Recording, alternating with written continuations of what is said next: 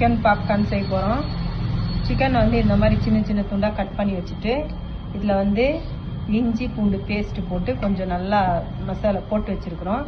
அதுக்கப்புறம் மிளகாத்தூள், பெரி பவுட்ரு போட்டுட்டு ரெண்டுத்தையும் நல்லா மிக்ஸ் பண்ணிவிட்டு இந்த மாதிரி ஃப்ரிட்ஜில் ஒரு 10 நிமிஷம் ஊற வச்சுக்கிறோம். ஊற வச்சுட்டு இந்த மாதிரி மாவு வந்துட்டு மைதா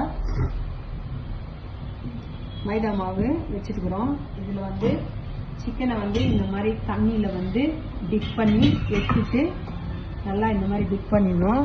பண்ணிவிட்டு இந்த மாதிரி எடுத்துட்டு இதை வந்து இந்த மாவில் போடணும். இந்த மாவில் இப்போ போட்டுடணும். போட்டுட்டு நல்லா இதை வந்து மிக்ஸ் பண்ணணும். இந்த மிக்ஸ் பண்ணுறதுல தான் வந்து இந்த பாப்கார்ன் சிக்கன் எப்படி வருதுன்னு பாருங்கள். அதில் தான் இருக்கிறது, மிக்ஸ் பண்ணுறதுல தான். இந்த மாதிரி ரொம்ப இது பண்ணக்கூடாது, சும்மா ஒரு அளவுக்கு இந்த மாதிரி பண்ணி மாவோடு சேர்த்து இது இந்த மாதிரி பண்ணணும்.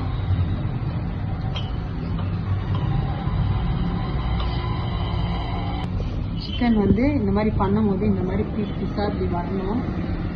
இப்படி வந்ததுன்னா இதை எடுத்துட்டு எல்லாத்தையும் இப்படி தனியாக்கி வச்சுக்கலாம்.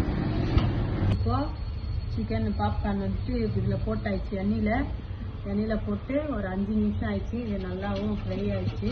இப்போ பாருங்கள், இந்த மாதிரி வெந்துச்சுனாக்கா இது வந்து இப்படி மேலே வந்துடும். மேலே வந்துச்சுன்னா வெந்துட்டுக்குதுன்னு அர்த்தம். அவ்வளோதான். எடுத்துட்டு தண்ணியை ஃபுல்லாக இது பண்ணி எண்ணெயை ஃபுல்லாக இது பண்ணிட்டு இந்த இதில் போட்டு மாட்டிடலாம். எண்ணெயெல்லாம் கீழே இறங்கிடும். போட்டு வச்சுக்கிறோம். போட்டுட்டு இதுக்கு மேலே பெரி பவுடர் போடுறோம். உங்களுக்கு காரம் எவ்வளோ வேணுமோ அவ்வளோத்துக்கு இந்த பெரி பவுடர் இது மேலே தூக்கிட்டு நல்லா வந்து இது ஒரு இது பண்ணிடணும்.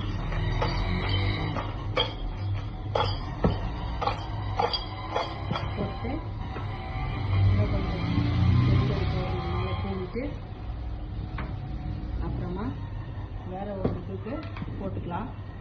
இப்போ KFC ஸ்டைலில் சிக்கன் பாப்கார்ன் சிக்கன் ரெடி ஆயிடுச்சு. நீங்களும் வீட்டில் ட்ரை பண்ணி பார்த்துட்டு சாப்பிட்டு எப்படி இருக்குன்னு சொல்லுங்கள்.